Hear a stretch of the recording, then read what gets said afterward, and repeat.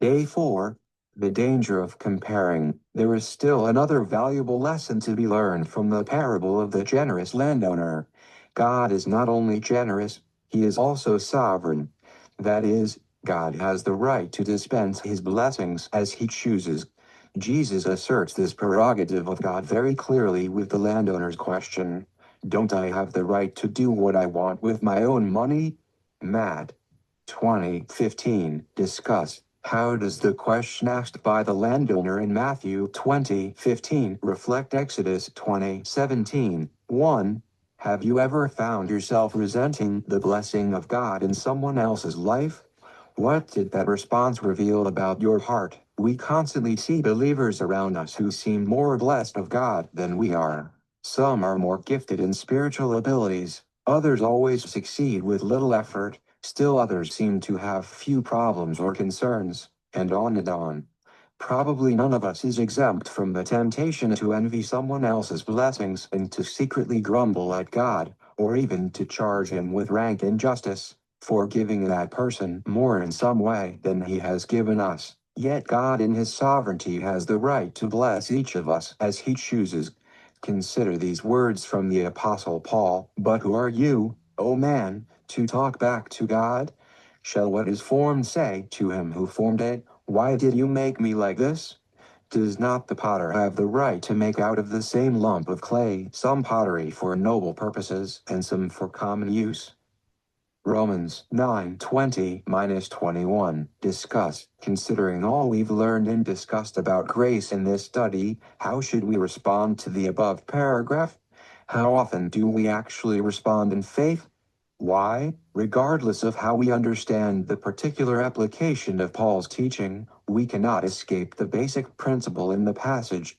God is sovereign, and he is sovereign in every area of life. God as our creator has the right to endow each of us at birth with different physical and mental abilities, with different temperament characteristics, and with different natural talents. He also has the right to give each of us different spiritual gifts. Not only does God have the right, it is obvious he exercises it. We are not created equal, nor are we given equal opportunities throughout life. Each of us has his or her own unique set of circumstances, those of some people being much more favorable than others. Since God is under no obligation to any of us, he is free to bless some more than others as he chooses. He has the right to do what he wants with his blessings. Not only does God sovereignly determine how and to what extent he will bless us, he often blesses those who, in our opinion, seem most unworthy.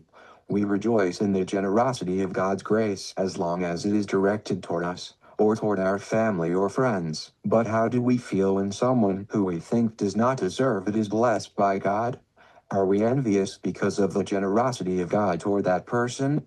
Do we feel, as did the workers in the parable, that we have borne the burden of the work and the heat of the day, and yet the other person has been blessed more than we have? 2. In what season of life did you bear burdens for others? How did that experience help your faith to grow? How can looking back at a difficult situation give us faith to thank God for every situation? If we are to succeed in living by grace, we must come to terms with the fact that God is sovereign in dispensing his gracious favors, and he owes us no explanation when his actions do not correspond with our system of merits. Indeed, as Paul said, how unsearchable his decisions, and how mysterious his methods. For who has ever understood the thoughts of the Lord, or has ever been his advisor? Rome 11:33-34 WMS. We are left without any grounds for grumbling about the treatment we receive from God. God never becomes obligated to us, so he can always say to us, "Friend, I am not being unfair to you." Matt. 20:13. At the same time, God reserves the right to treat each of us differently, bestowing blessings as he sovereignly chooses. In the words of the landowner, God says to us, "Don't I have the right to do what I want with my own money? Or are you envious because I am generous?" V. 15. Discuss. What is your favorite promise in Scripture? How can you see God's grace in each of his promises? How do his promises reveal his grace in that they are not dependent upon our merit?